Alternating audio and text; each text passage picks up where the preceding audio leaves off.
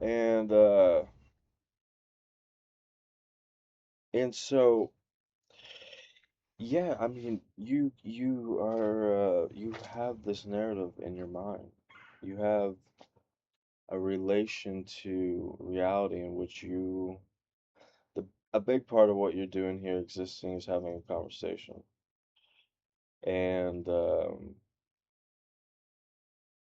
and and we're playing this game like how do I ultimately get to the conversation that I'm trying to get to?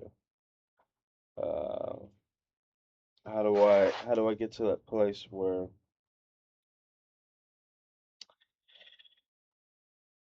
what we the world that we live in, the world that we gotta survive in, the world that we gotta also invent and organize and you know um, you know just your life as it is right this very moment. How do we go from the conversations I'm having in your life, your journey, my life, my journey, to a place where we're enjoying those conversations more?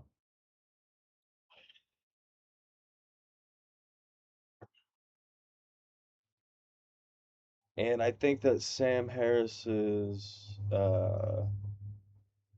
idea of rationality and mindfulness, I think he's right when he says that there is um, more out there for you. There is a better experience that you could be having. Um, I think I think he's certainly right.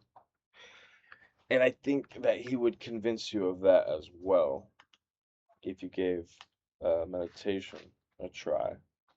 Um, because in these games, in these mechanisms, in our biology, and our biology is what is being expressed in reality, our genes.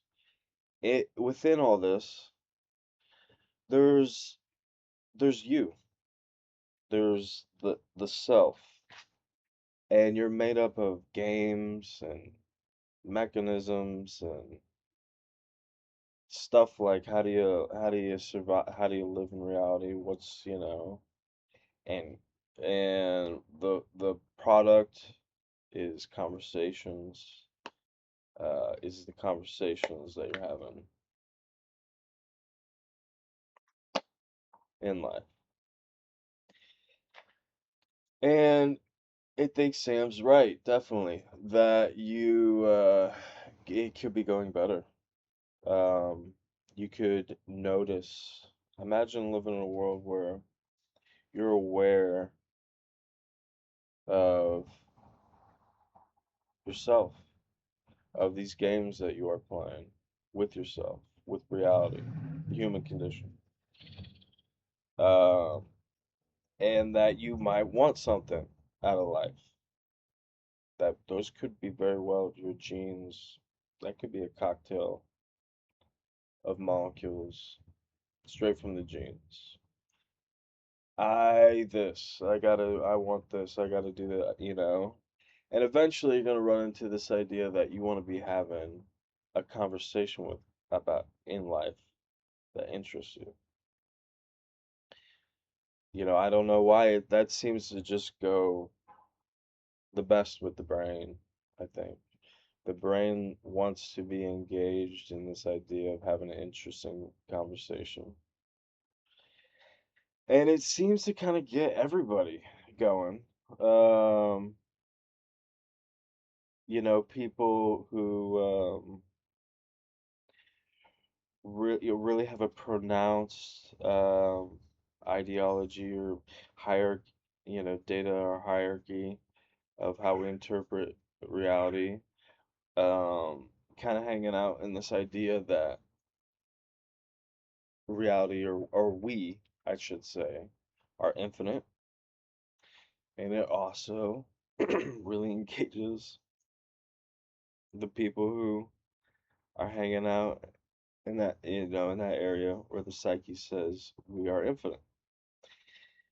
And so it really there's a lot of there's a lot of conversation there. Uh there's a lot of dialogue. Um and your happiness or what you want or what you're imagining is going to be made up of materials that have populated those two, the discourse happening between those who hold that we are finite and those who hold that, we're probably finite and infinite. Or at least we have some biological cocktail that puts data there in that bin. Um, and And so, there's a lot in there that I think the human condition is in there. And I think that people, your idea of who you want to change and or how you want to change,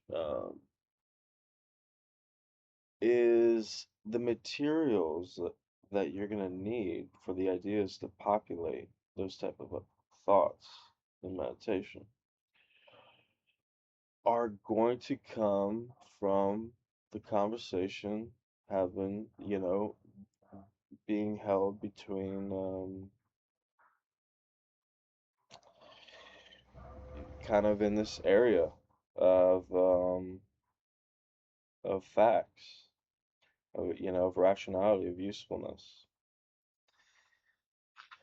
I think, um, if you embrace enlightenment and um, the idea of free speech, um,